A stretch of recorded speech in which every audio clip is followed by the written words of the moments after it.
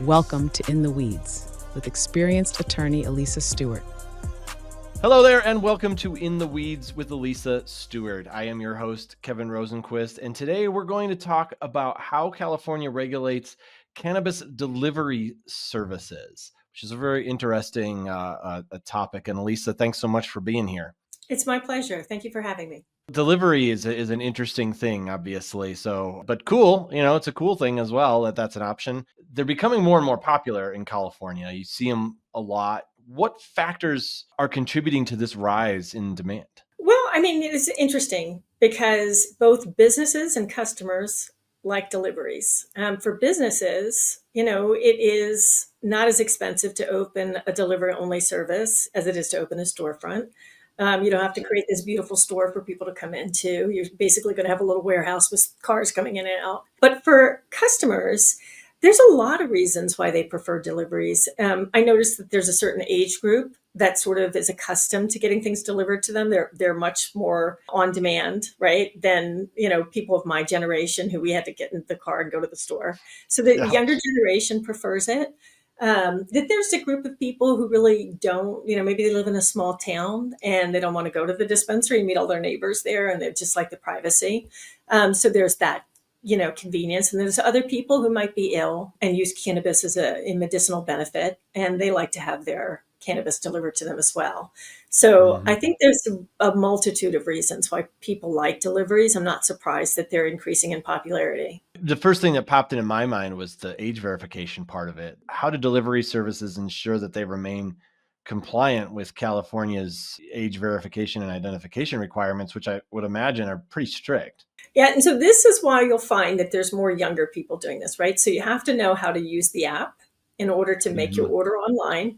And they're going to ask you when you use, the app to make your order to take a picture of your license and upload it, right? So they want you to take a picture of the front and the back and you upload it into the system. And then when the delivery driver comes and delivers your order, they will check that license and make sure it matches what was uploaded, and make sure it matches with your face when they come and deliver the product. So that's what happens during a delivery process. Okay. That's pretty simple. But like you said, you got to be at least somewhat, understanding of tech in order to make that work. And not everybody wants to upload a picture of their license. That makes some people very nervous. So you got to kind of be okay with that too. True. That's very true. How does California's legal framework support or regulate the cannabis delivery services? So initially, I think that the regulations were not as favorable to delivery services. They had a very limited dollar amount of cannabis that they could have in their car. And they had to have an order to leave the dispensary. And then those regulations changed, and the amount that they were allowed to carry in their car doubled. And they didn't have to have an order to leave the dispensary. And what that meant is that you could have the vehicle out in the areas that you usually get a number of orders from, and be able to service those people faster than leaving from the dispensary to get to that neighborhood to deliver them, right? So the regulations were eased a bit. It really helped delivery services be able to be more flexible, go further. You can really travel anywhere now as a delivery service. So you'll find, interestingly enough, like a dispensary in Oakland servicing Bakersfield, right? And it's because they can take a good chunk of cannabis, get it in their car, and then go down to Bakersfield and drive around until they get the orders, and then they go and deliver it. So I think that those regulations have been helpful in increasing the interest in delivery services and making them a lot more flexible in being able to deliver things faster and more efficiently. Are there any specific laws or regulations that you think that anybody who might be interested in starting a service needs to be aware of, or even people who are currently doing services need to be aware of? So the laws around getting a delivery service are the same as they would be for any other dispensary. If anything, I would say they're just a little bit less complex because you're not doing a build out. So you don't really have to worry too much about, having all the building permits and design required for, a store. So that's less right there. You're going to have basically a warehouse, and you're going to have a way for your cars to come in and your delivery drivers to either come in to get the product and leave safely, or have the car come into the facility and be loaded and then leave safely. The things that you have to be worried about with vehicles is, you can drive at 16, but your deliveries driver still needs to be 21. They have to be 21 years old to work for a cannabis business. You're going to have a GPS device in the vehicle. It can be a phone. You're going to have a locked container that is secured in the vehicle so that somebody can't run off with it.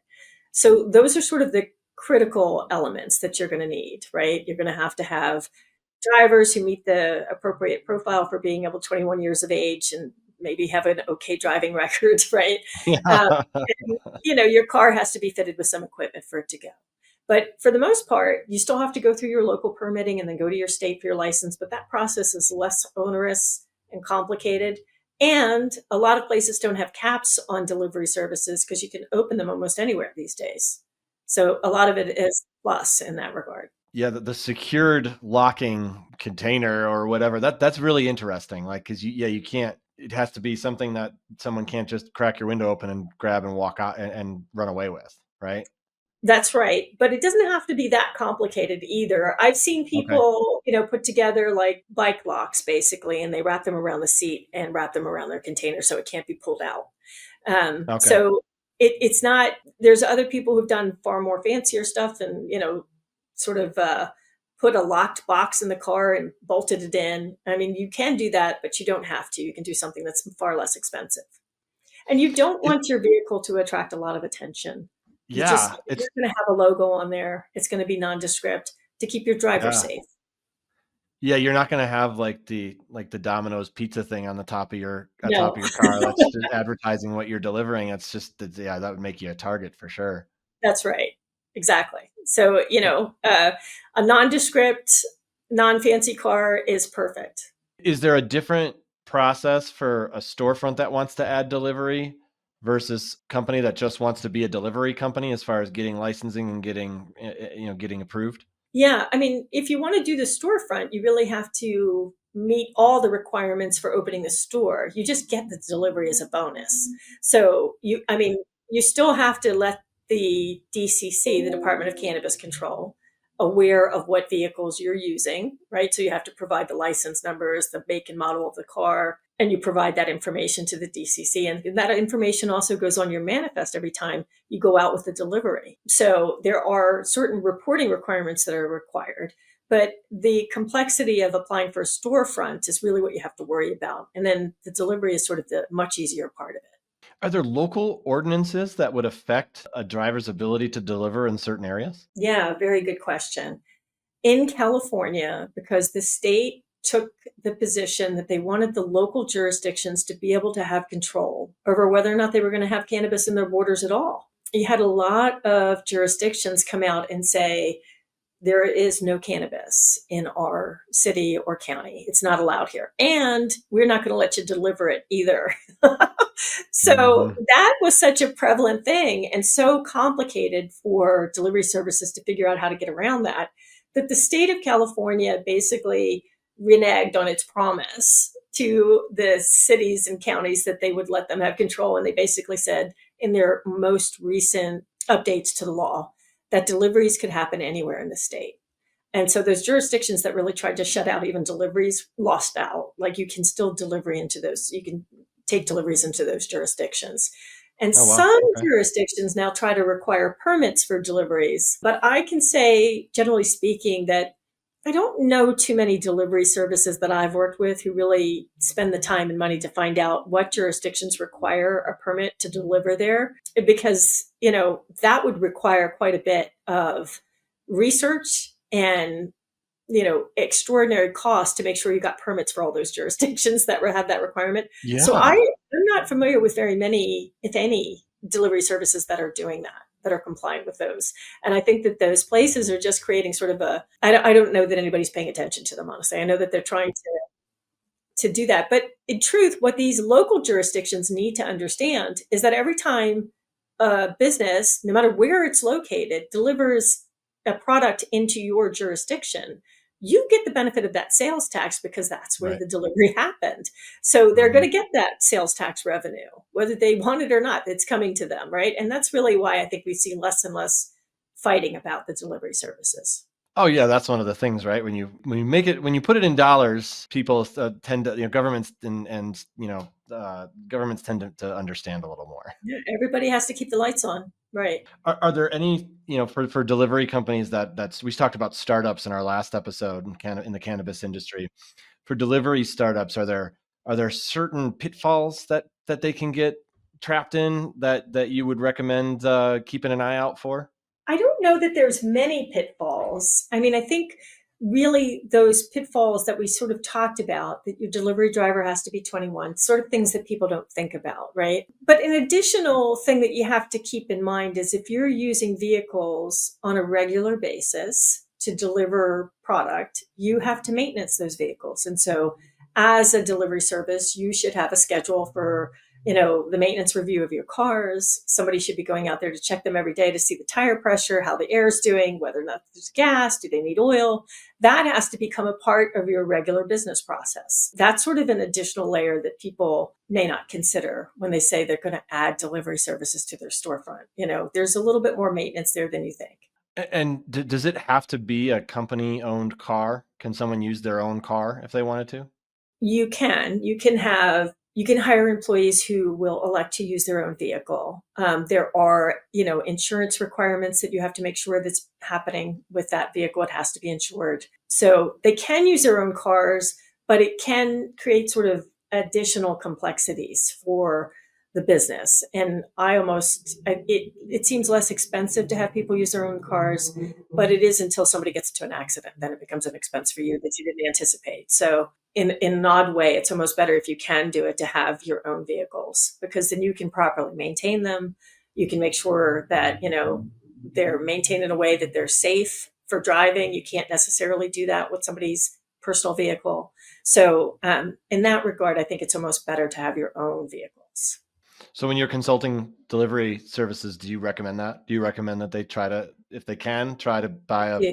fleet if they can, or a few vehicles at least? I do recommend that. And I recommend that they, like if they can afford to get Priuses, or if they can afford to get something that, can reduce mileage and is Yeah. generally a good car for maintenance. So I do recommend that because like I said, for people to drive their individual cars, it creates more liabilities for you as a business owner around how that person is using their car when they're not working for you, right? Is it safe? Is the car going to show up in a condition where it can deliver a product for you for the entire 8 hours of a shift? So Mhm. there's just some things to consider. I know that there's a lot of businesses that don't. They prefer to use the employees to use their own car. I get it. It's a lot less expensive to start that way, but I would still recommend, if you can, at some point, to get your own fleet of vehicles. Yeah, maybe start out that way, and once you get more established, maybe try to get some vehicles of your own. Right. In the case where there is a theft in a car, if maybe it wasn't the driver didn't secure it properly or something, what are what is the punishment for that? Is there any sort of legal fines or anything that comes if that happens? To the business, Yeah, to the do- business, if the product goes missing due to a theft.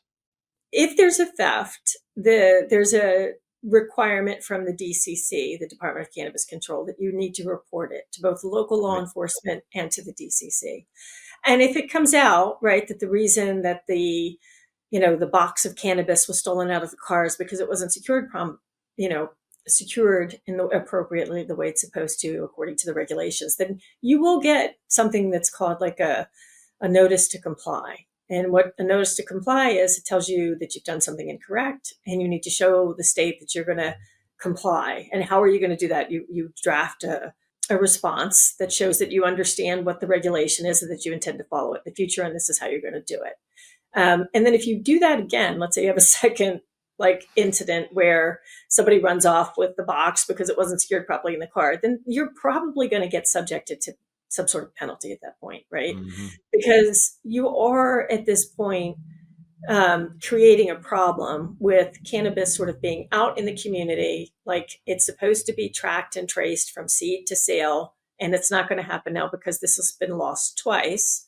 But also, you're putting at risk your employee. The people who sort of pay attention to vehicles about when they're going to try and steal from them, they may learn from getting that box the first time around that the box wasn't secured. And they may look for cars that look like that one and then try and steal the box again, because we've seen this happen with storefronts or locations where groups of people have been like coming and breaking in and taking everything. And it was so easy to break in that time, they did it 3 more times. So they will look for the car, they will pay attention to it, and you're just putting your employee at risk. And then at some point, those will result in penalties to your business. Right. They give you a chance to fix it with the notice to comply. Tell us how you're going to fix it.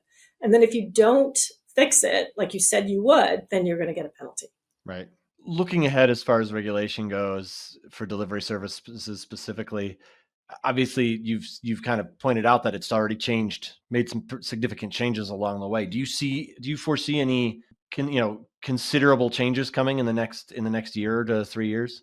Well, I think the biggest change that everybody is hoping for is federal legalization. I think everyone is hoping that it will move from Schedule 1 to Schedule 2, or Schedule 3 rather. Cannabis is currently on the Schedule 1. Under the Biden administration, we saw a recommendation that it be moved off of Schedule 1. What Schedule 1 says is that there's no medicinal purpose, no benefit for a certain drug at all. And because of that, it's completely illegal. You can't use it for any purpose. And we know that that's simply not true anymore. But getting the sort of the processes of government to complete this process of moving it from a Schedule 1 to Schedule 3 seems to be a process that only occurs, right, when one party has control of government. And that can be very frustrating for people, because we saw a lot of progress under the last administration. I think there was hope that there would be continued progress under this one. But instead, what we saw was bills being introduced by the Republican Party that they want to keep the 280 penalty, even if it gets moved to a Schedule 3, right? So cannabis businesses would never have the benefit of deductions. So I think that a lot of people had hopes that the Republican Party would move this along, but it seems to have stalled. They've defunded the process by which we can reschedule it through the hearings. And so I think it's unlikely that anything is going to happen during this administration. But that is the big change that everybody's hoping for. That would really facilitate a lot of positive growth in the business industry. Yeah, no doubt. No doubt. And it's kind of surprising, I guess, that we're still talking about that in 2025, considering how quickly things moved for a while there. But that just that sticking point. It's a big sticking point, but it's a sticking point that just doesn't want to go away.